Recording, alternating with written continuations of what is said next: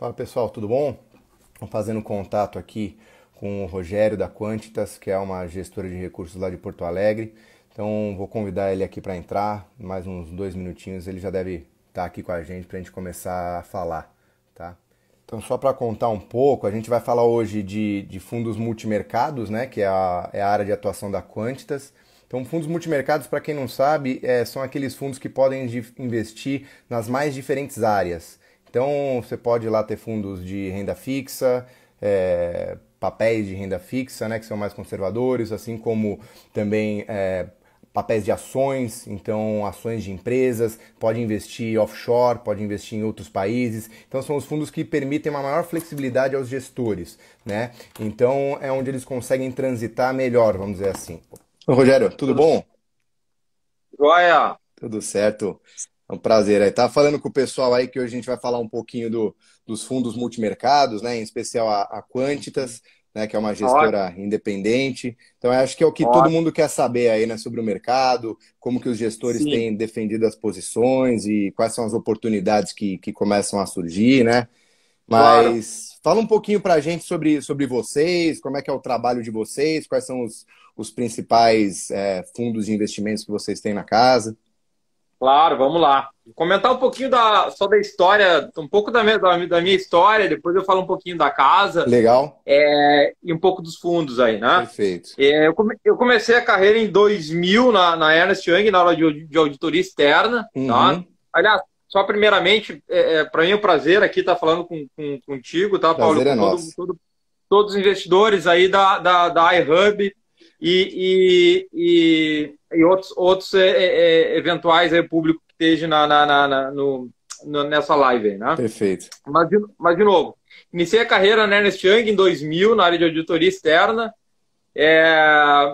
mas logo, 2 anos depois, já queria migrar para o mercado financeiro e fui para a tesouraria do Banco Sicredi, tá? Uhum. Fiquei na tesoura. Hoje os créditos são gigantes, né? Dezenas de bilhões de reais sobre gestão, mas na época já era uma instituição grande.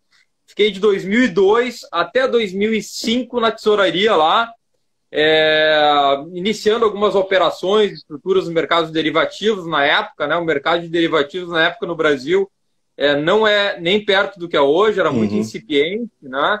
Sim. E em 2005 eu fui para ser portfólio manager já dos fundos da casa. Eram ao redor de 30 fundos Uhum. na época.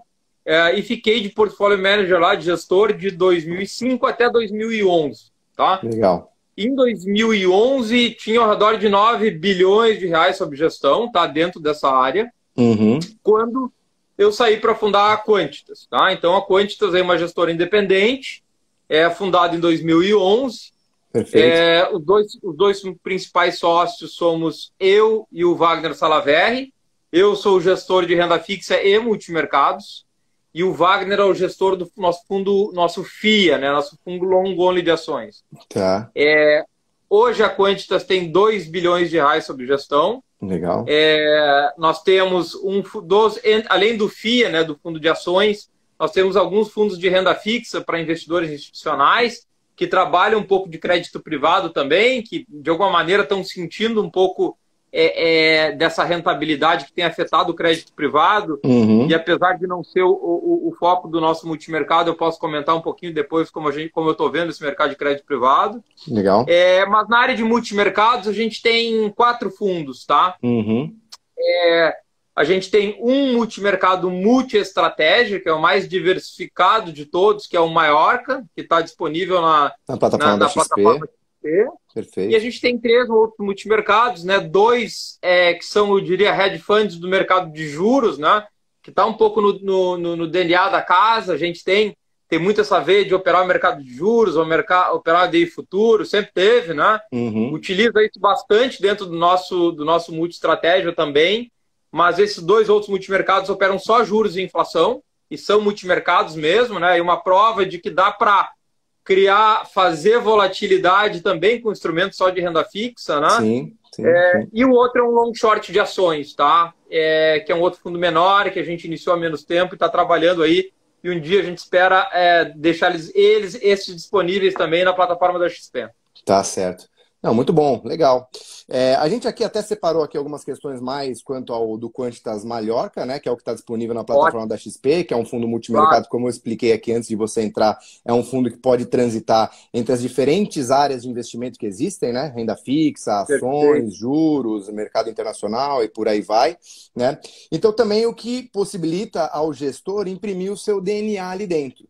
Né? Então, eu queria Claro. que você falasse um pouco como que é especificamente o fundo Quantitas Mallorca. Então, como que ele é geralmente posicionado? Ele é um fundo mais conservador ou mais agressivo? Que tipos de estratégia vocês se sentem mais confortáveis de utilizar? Você poderia falar um pouquinho para nós? Eu acho que uma hora que ele está enquadrado, tá, dentro do hall de multimercados, no que eu chamaria de multimercados moderados, tá? Tá. Ele está distante daqueles multimercados mais agressivos, né, que a gente vê com volatilidade perto de 10% ao ano, mas ele Uhum. também não é um multimercado com volatilidade de 2% ao ano. Então ele se situa na maior parte do tempo entre 13,5% e 5,5% de volatilidade ao ano, né? Então Uhum. eu classifico ele, olhando os nossos pares, como um multimercado com risco moderado. Moderado. O que é importante também citar do Mallorca, o conceito que está por trás dele, né? Não todos, mas alguns multimercados no Brasil têm um pouco desse DNA de ter posicionamentos macro, né?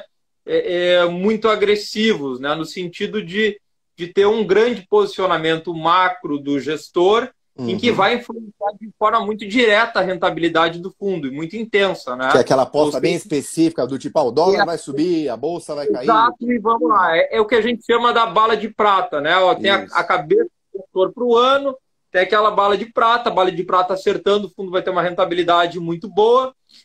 O gestor errando a cabeça, a rentabilidade pode ser bem Cai ruim, né? bastante.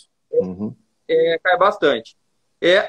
O maior que ele é um pouco mais parecido no seu conceito, tá? Inclusive é o conceito original dele, quando a gente desenhou o fundo, de ele ser como talvez um hedge fund lá de fora. Tá? O que eu quero dizer com hedge fund lá de fora na prática? A gente acaba dividindo o risco do fundo em várias caixinhas, tá, Paulo? Uhum. É como se fosse o orçamento de risco do fundo. Vamos pensar que 100% do orçamento de risco do fundo a gente divide em várias estratégias. Tá? Ou Perfeito. seja, eu não vou usar 50% ou 60% do orçamento de risco do fundo para ficar comprado em dólar ou ficar comprado na bolsa, porque existe já um limite para cada uma das caixinhas.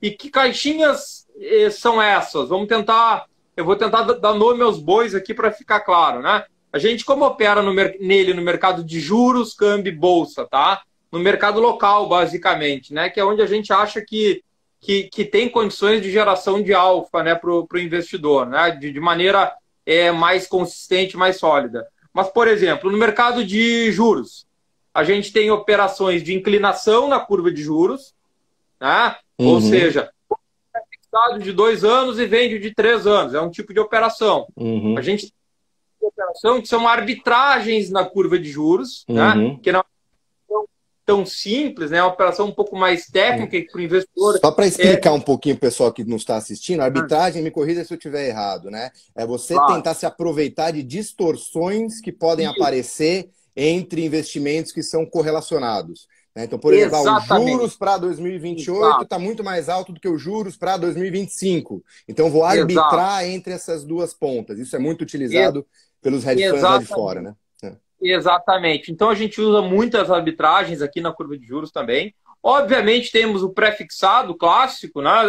Que Uhum. também é uma estratégia de juros, né? Que é mais uma É, aposta, os juros vai cair, então me posicione em vai juros cair ou pré-fixados. vai subir, enfim. Então Uhum. tem essa, é uma parte um pouco mais direcional, mas ela faz parte do nosso hall de ferramentas. Legal. Também utilizamos as estratégias com juros reais, né? Hoje tem um instrumento, né, na BMF, né, que sintetiza bem uma NTNB, que são os DAPs, né, que é o futuro de cupom de IPCA. Uhum. Se não tem familiaridade, ele é um instrumento que simula basicamente uma NTNB, né? Que é o Tesouro IPCA, né? Mais do Tesouro Direto lá que o pessoal compra. Exatamente, É. o tesouro IPCA. Então, através disso, a gente consegue operar juros reais, né? Que é o IPCA, que é a inflação mais um cupom. E Uhum. também temos estratégias de inflação puramente. Como é que monta uma posição de inflação pura, né? Ou seja, você não está operando nem juros reais e nem juros nominais. Você tem que fazer, Paulo, uma operação que é o diferencial do juro nominal para o juro real. Essa é a inflação. É como se fosse um long short de ações. Uma coisa, você compra juro real e vende juro nominal. Ao fazer isso, você está operando só a inflação. Então, é uma outra estratégia nossa em juros. Bacana. Em câmbio, a gente tem uma cesta de moedas que opera valor relativo em câmbio, né? E em bolsa, para finalizar, a gente tem algumas estratégias, tá? Eu vou tentar exemplificar algumas delas. A gente tem tanto o direcional, obviamente, de índice futuro, que é quando a gente quer ter uma aposta mais rápida no humor da bolsa, né? Sem olhar muito o valor especificamente, se uma ação está cara ou está barata, a gente quer operar mais. Quando a gente fala que o direcional é apostar que vai subir ou que vai cair, né? Subir. Uma aposta mais reta. Mais reta, exatamente. Como eventualmente a gente tem os long shorts, a gente tem um long short fundamentalista, ou seja, o long short é aquela carteira que opera no valor relativo, ou seja, parte eu compro e parte eu vendo. Também não deixa de ser uma operação de arbitragem, né? Você fica comprado e vendido e aí você está especulando entre dois ativos. Exato. E os long shorts, a gente tem duas estratégias aqui. Tem um long short que é definido por critérios fundamentalistas, ou seja, ele vai definir quais ações ele vai comprar e quais ele vai vender com base nos fundamentos das empresas, na avaliação de valor nosso de empresas. E tem um outro long short, que é um long short quantitativo, tá? Dentro do fundo também. Que ele é com base em testes históricos nossos, né? E também no que foi efetivado, a gente foi aprendendo ao longo do tempo na própria estratégia, executando ela. São critérios específicos que quantitativamente são determinados, que quando chega em determinado valor relativo entre duas ações, a gente compra uma e vende outra. A gente opera essa estratégia quantitativa há mais de 6 anos. Quantitativo já. Você diz algoritmo mesmo? Isso, algoritmo mesmo. Só para explicar para o pessoal, mesmo. Então assim, é baseado em modelos matemáticos e quem toma a decisão de compra e venda é o próprio robô que a gente chama, o algoritmo. É o robô. Claro que a gente está sempre de olho, eventualmente, quando achar que o mercado está muito disfuncional, a gente pode, o robô hoje vai ficar em casa, o robô hoje vai ficar descansando. Que o mercado está muito louco. Está muito louco. Então, não é que a gente mexa na operação quantitativa. A gente simplesmente bota o robô descansar um pouquinho, né, em alguns eventos. Perfeito. Então, então a gente está sempre de olho para ver se as coisas estão funcionando de acordo com o esperado e para não criar nenhum risco diferente para o fundo. E também temos algumas operações diretamente em ações, né? Eventualmente em conjunto com o time de renda variável, que toca o fundo long only. A gente pode ter uma cabeça de eu quero estar comprado em bolsa, mas eu não quero correr um risco externo. Aí a gente vai lá no pessoal de renda variável, especificamente, e vai lá e busca uma cesta de ações que consiga operar aquele racional macro, mas se aproveitando do valuation ou de valor micro, né?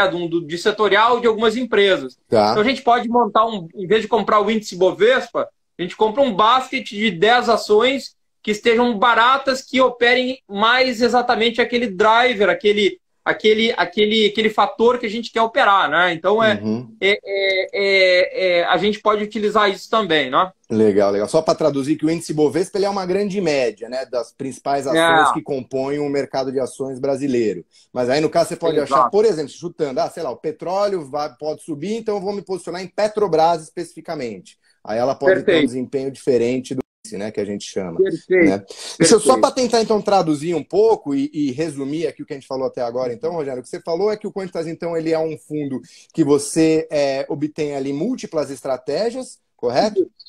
Que passam ali desde arbitragem, que é você tentar especular na diferença entre dois ativos diferentes, até você poder ter alguma posição em bolsa, você poder também operar em renda fixa. Então vocês observam aí o mercado como um todo de modo a tentar aproveitar as oportunidades dele, né? Quanto para traduzir também na parte que você falou de volatilidade, né? Geralmente é um termo um pouco áspero para as pessoas que não acompanham tão de perto o mercado financeiro. A volatilidade da bolsa, ela está perto de 20. Então, se o fundo está em 4, então daí a gente pode ter um tamanho do quão arriscado é investir nesse fundo, né? Então, assim, algumas vezes menos arriscado do que você investir diretamente na bolsa. A renda fixa seria 0,1, 0,2, nesses mesmos termos de volatilidade. Só para exemplificar. Tá bom. Continuando aqui, assim, eu observei até o histórico do Quantitas e, assim, óbvio, acho que ele teve um mês de março ruim, como grande parte da indústria, isso acho que pouquíssima gente escapou, né? Escapou, é verdade. Mas, por outro lado, ele performa bem quando você pega um histórico um pouco mais longo de 12 meses ou 24 meses, ele já está até acima do CDI, coisa que hoje é luxo. Né? A maioria dos multimercados está performando abaixo. Explica um pouco para a gente aí como que vocês conseguiram ou essa rápida recuperação, ou talvez como que vocês se protegeram para não cair tanto. O que vocês fizeram? Ótimo. Acho que um dos aspectos, né, que ajudou a defender essa queda é o próprio fato de, como a gente tem várias estratégias, né, Paulo? A nosso posicionamento, a gente estava comprado em bolsa e ainda está agora, né? A gente, inclusive, vem gerenciando essa posição comprada em bolsa dentro do fundo ao longo de todo esse tempo, né? Desde o início da crise, né? Só um parênteses, vocês aumentaram a posição em bolsa? A gente tinha uma posição aproximadamente de 16 a 17% do PL do fundo comprado em bolsa no meio de janeiro ali, início de fevereiro, tá? 16 a 17%. A gente reduziu essa posição para ao redor de 8% quando a bolsa estava perto dos 100 mil pontos. Perfeito. Quando a oscilação começou a aumentar um pouco, né, dentro do mercado, começou a bater alguns parâmetros de controle nosso de risco, a gente reduziu essa posição para ao redor de 8%. E quando a bolsa veio para baixo ao redor de 70 mil pontos e um pouco abaixo, o que aconteceu? Em tamanho de exposição, como a parte de bolsa tinha caído, eu já tinha reduzido e tinha caído também pela queda do próprio valor da bolsa, a gente também enxergava o mercado se estabilizando, a volatilidade reduzindo, a gente voltou a aumentar essa posição com um patamar de preço melhor. Hoje a nossa posição em bolsa está ao redor de 12% do PL do fundo, tá? Comprado. Perfeito. Tá? Então a gente em nenhum momento teve que estopar posições, porque como é um fundo multi-estratégia, a nossa posição de bolsa nunca foi muito comprada, e a gente, nesse gerenciamento de preços, a gente conseguiu comprar num patamar melhor do que o que tinha antes. Tá? Mas te respondendo, Paulo, a gente tinha nas outras estratégias duas posições que foram fundamentais para proteger o fundo e que ajudaram a contrabalançar o resultado ruim de bolsa, né, de março. Né? A posição primeira que a gente tinha era uma posição comprada em inflação implícita. Tá? O que é inflação implícita para o investidor entender? Inflação implícita é dentro dos preços dos ativos de renda fixa, do Tesouro IPCA, né? Existe um componente lá dentro que é a tal da inflação, que é o IPCA precificado pelo mercado. O que aconteceu com essa crise toda? Né? Com essa crise toda, o investidor deve ter visto que as taxas de juros subiram lá para cima num primeiro momento, agora estão caindo, né? A Selic está caindo, mas as taxas de longo prazo, né? Taxa futura dos pré-fixados de longo prazo, para quem tem títulos Tesouro pré-fixado ou IPCA, viu que em algum momento ao longo de março teve resultados mais negativos nessa parte da carteira, né? Então, o que a gente estava? A gente estava comprado justamente nessa elevação de taxas, né? E isso subiu porque aumentou a incerteza, e quando aumenta a incerteza, há uma desvalorização cambial, o risco fiscal no Brasil piorou, né? Porque o governo está gastando mais incerteza, mais prêmio de risco, a inflação futura projetada aumenta. E a gente estava comprado nisso, era um hedge da carteira, a gente vinha citando isso em todos os áudios mensais e relatórios do fundo, para quem tiver a possibilidade de olhar os nossos relatórios, aí, os nossos áudios dos meses anteriores, essa era uma posição de hedge, hedge de proteção, no caso, né, para o investidor que não sabe o termo, o que é hedge exatamente, mas é uma proteção. Isso ajudou a proteger bem a carteira, a gente já encerrou essa posição, mas a gente está olhando de novo para voltar a comprar essa posição. Para vocês terem uma ideia, a gente comprou essas posições de longo prazo, inflação ao redor de 3,5%, inflação implícita, e acabou zerando aproximadamente 5,5% de inflação implícita dentro desses títulos, tá? Então teve um resultado bem positivo aí. E também teve um resultado positivo comprado na curva pré-fixada, normal, né? Apostando na alta das taxas. Na alta, né? dos juros. Quando eu falo comprado nas taxas, né? É diferente do investidor que está comprado no pré. É o inverso, né? Então a gente achava antes que tinha muito pouco prêmio de risco para o ano de 2021.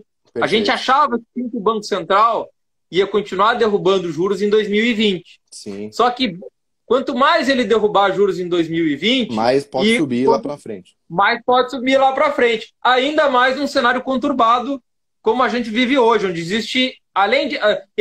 o mercado pode até achar que ele não vai ter que subir.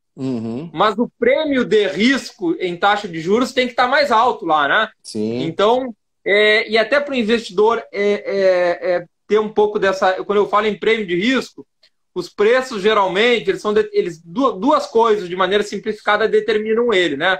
Uma, o valor esperado das coisas, ou seja, quantos economistas, quanto as pessoas e os players no mercado acham que aquela variável econômica ou financeira vai ser o valor dela ao longo do tempo, né? Perfeito. E mais um prêmio de risco, né? E mais um prêmio de risco. O prêmio de risco estava baixo e agora está mais elevado. Perfeito. Só para traduzir então, um pouco... essas duas posições contrabalançaram. Desculpe. Então, exatamente, para traduzir isso daí para o pessoal. Então, você tinha posições lá, uma parte em bolsa, que aí vamos dizer que é uma posição um pouco mais otimista, a economia ainda bem, você ganhava dinheiro, mas, por outro lado, você tinha investimentos onde você vai ganhar. Se a expectativa de inflação aumentasse, que isso geralmente é algo mais pessimista, né? Quando a inflação começa a subir, as coisas estão indo relativamente mal. Idem sobre os juros. Então, ou seja, você montou proteções para sua carteira de ações com essas duas estratégias, apostando que a inflação esperada poderia vir a aumentar e esperando também que os juros pudessem acontecer o mesmo. E aí você conseguiu também proteger as posições da carteira e entregar um resultado satisfatório, né?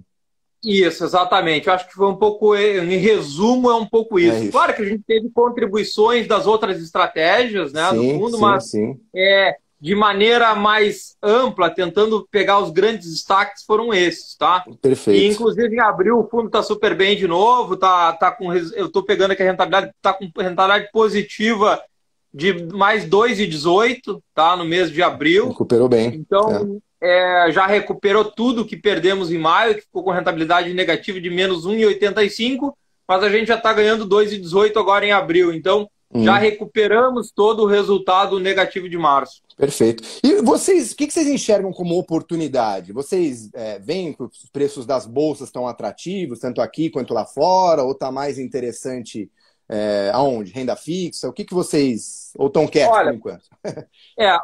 Falando de mercado local, tá, Paulo, a gente achava até pouco tempo atrás que tinha um prêmio, valia a pena estar apostando na queda das taxas do Banco Central agora em 2020, tá?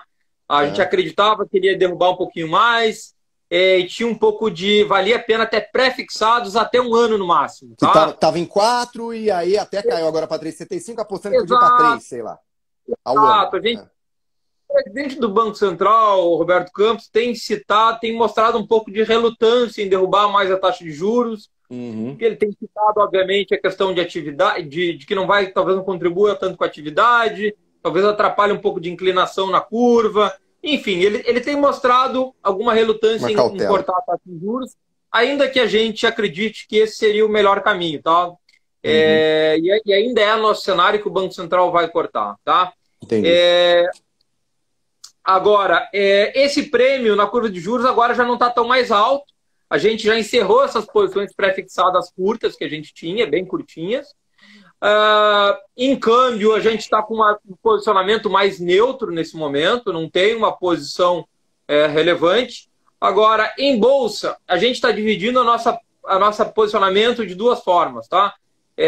A gente tem essa parcela mais estrutural, que a gente chama, que é ao redor de 12% do patrimônio do fundo que está comprado em bolsa. E aí o investidor pode estar pensando, pô, mas o gestor está comprado em bolsa nesse cenário de incerteza, com todos os riscos. Aí eu diria duas coisas.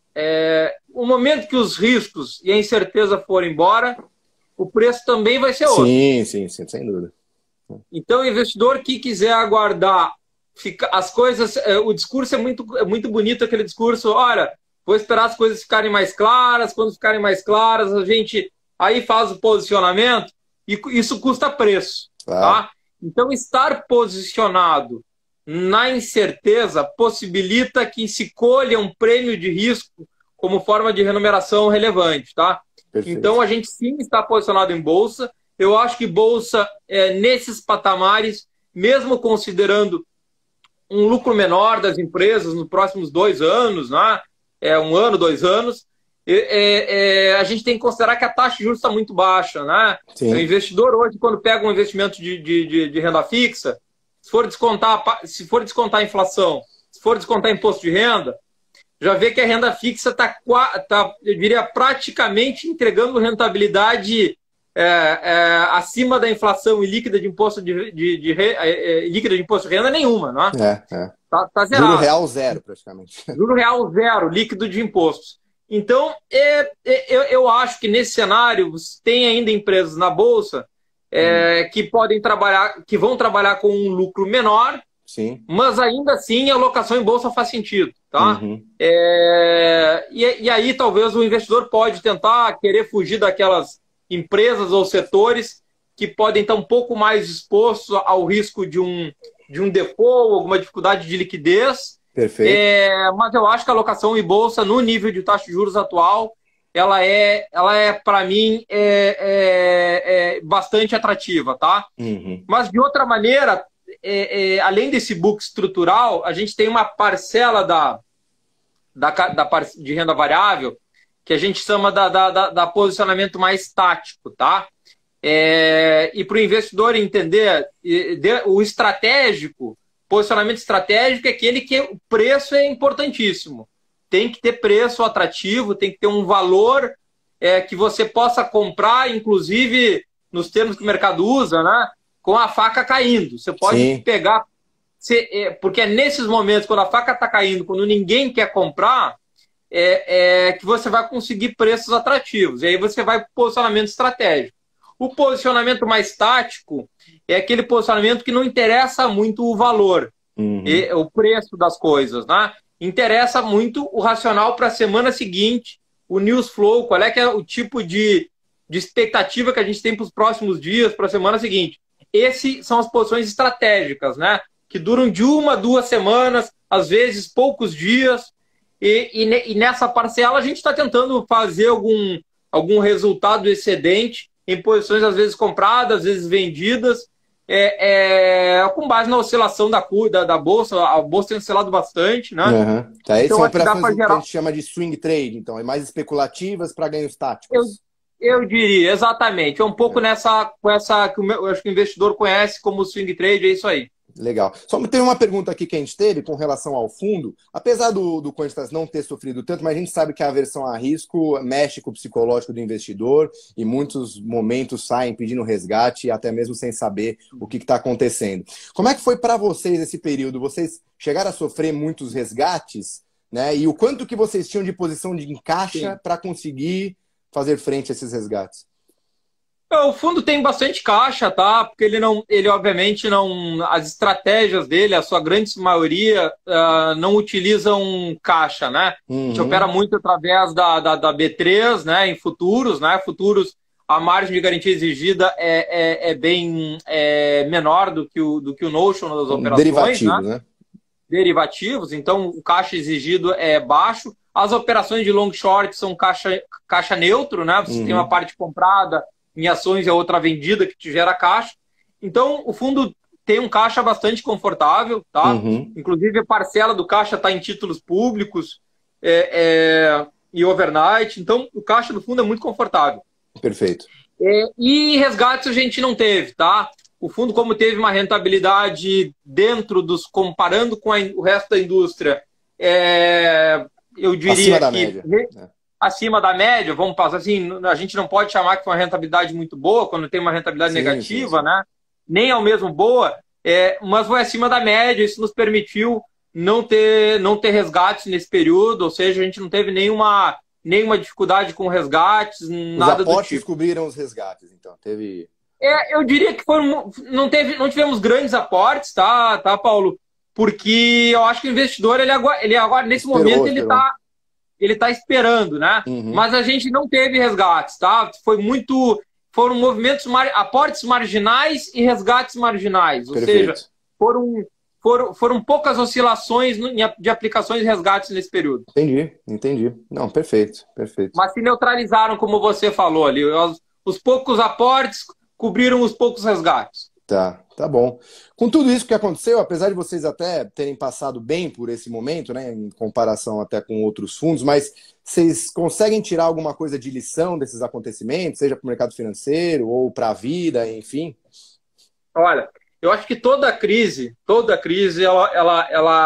ela ensina muito, né? Mesmo os gestores mais experientes, né, investidores pessoa física, certamente, mas eu acho que todo gestor, independente da experiência, independente da expertise, ele aprende com crise, porque toda crise é diferente, né? Nenhuma crise.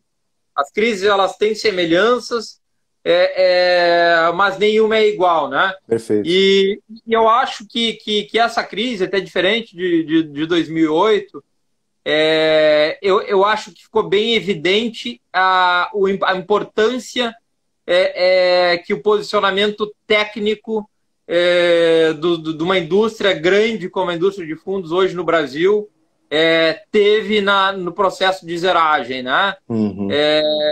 Ou seja, eu acho que a queda em bolsa e a realização de alguns mercados no Brasil em função do tamanho da indústria de fundos e mesmo de alguns players, ela fez com que a realização fosse muito rápida, muito mais rápida do que foi em 2008.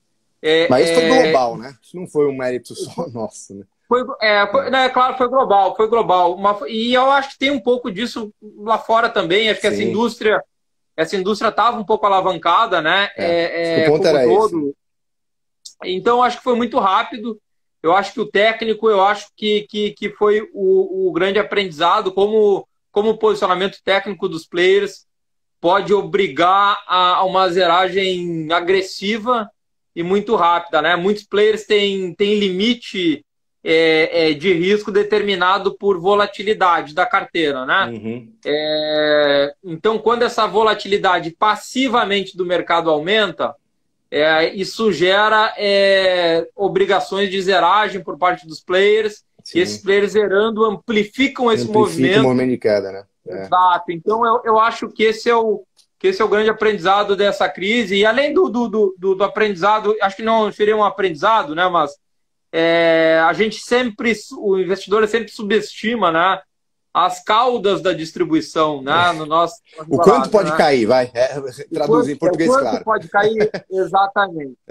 Então, esses eventos extremos, né, sempre parecem que estar meio que subdimensionados na cabeça do investidor. Não, isso aqui não acontece. Quando a gente estava lá em bolsa... Em janeiro você não falava que a bolsa é para 70 mil pontos já agora, né? Hipótese alguma, né? Então, as caudas que a gente chama, que são as caudas da distribuição de probabilidade... Os eventos mais drásticos, vamos chamar assim. São mais prováveis do que o ser humano às vezes... Sim. Só para explicar um pouco para o pessoal, né, quando a gente fala assim de zeragem que sofreu, é que, como você mesmo disse, muitos fundos se utilizam de estratégias que você não precisa colocar dinheiro num primeiro momento, mas você deixa alocado garantias. E juntamente com isso eles têm, vamos colocar lá, momentos onde ele não suporta mais aquele prejuízo, seja ele ou seja a própria corretora ou os bancos que vão lá e vão fazer essa geragem. Então ele fazia uma aposta de alta na bolsa, quando a bolsa caiu 10 ou 20 ou 30, ele vai lá e zera, ou seja, ele realiza aquele prejuízo, mas isso amplifica a queda e aí vão acontecendo novas geradas. Foi muito o que aconteceu em março, né? Isso é muito nítido. Muito nítido, muito nítido. Eu acho que boa parte dos investidores, alguns dos players, ou grande parte, até chamaria dos players, acho que tiveram que zerar algumas posições, não porque necessariamente estavam mais pessimistas com a bolsa, com os mercados, ou porque achavam que aquele ativo não valia a pena, né, manter. Zeraram e encerraram posições porque houve uma necessidade pelos controles de risco, né? Sim, sim, sim. Estavam desalavancando mesmo. Exatamente. Existem limites de perda que cada fundo de investimento tem suas regras, obviamente, né? E quando o fundo bate aquela regra, a área de controle da gestora ou do banco ou do fundo de pensão vai lá e determina que os gestores, olha, bateu nos limites de risco, você tem que zerar as posições. Então isso aconteceu bastante em março. Sim, sim, sim. Não, sem dúvida. Tá bom, Rogério. Bom, acho que é isso. Se você quiser concluir com alguma argumentação, alguma frase, mas eu acho que foi bom, ficou bem explicado. Se alguém tiver mais alguma pergunta também, por favor, aproveite o momento. Mas se não, se você quiser, por favor, a palavra para concluir. Ótimo, ótimo. Olha, eu acho que a nossa mensagem aí para o investidor, né, nesse momento a gente está vendo boas oportunidades, tá? Acho que outros investidores também devem ter recurso aí em fundos de crédito privado que acabaram tendo desempenhos bastante negativos. A gente vê hoje os ativos de crédito privado de grandes empresas no Brasil com rentabilidades no mercado secundário completamente distorcidas. Ou seja, nossa cabeça os fundos de crédito privado de boa qualidade, né, que têm ativos de boa qualidade, devem apresentar rentabilidades positivas para frente. Acho que na Bolsa também, claro que perto de 80 mil pontos, a gente fica com um pouco menos de apetite para o curto prazo, mas quando a gente olha 6 meses, um ano à frente, comparando com essa taxa de juros descontada de inflação e de impostos basicamente zerada, eu acho que o investidor tem que ter uma alocação em Bolsa nesse momento. E eu acho que tem ativos baratos hoje no Brasil. Eu acho que vale a pena ter posicionamento sim em bolsa e ter posicionamento em crédito privado nesse momento, ainda que o risco de crédito privado das pequenas e médias empresas eu acho que é diferente do risco das grandes, né? O Banco Central tem dado bastante liquidez aí para o sistema como um todo. Os grandes bancos têm dado liquidez para as grandes empresas através de linhas de empréstimo. Mas eu acho que eu tentaria ficar nesse nicho, né, dos créditos de melhor qualidade, que eu acho que tem taxas bem atrativas aí também, tá? Não, perfeito. Mas é isso, tem prêmio de risco enquanto houver incerteza. Depois que não houver incerteza, os preços vão ser outros também. Tá? Então, eu acho que isso o investidor tem que ter em mente. Tá, não, tá ok. Só para traduzir, a gente até fez uma live essa semana mesmo com o Paulo da RX, a gente falou especificamente sobre o mercado de renda fixa, de crédito privado, né? Então, assim, o que aconteceu foram que os fundos que, em tese, seriam conservadores e que não deveriam ter queda, né, no mês a mês, praticamente todos caíram e chegaram a cair bastante. Isso foi algo sistêmico, né, com todos os fundos de renda fixa praticamente que existem no mercado. Então, o que você está falando é que os papéis, né, em tese também, da carteira desses fundos, se forem eles papéis de alta qualidade, AAA, né, o rating máximo que a gente chama das avaliadoras de risco, que é um bom momento para se estar posicionado, porque daqui para frente eles devem render bem. Né? Perfeito, perfeito, é isso aí.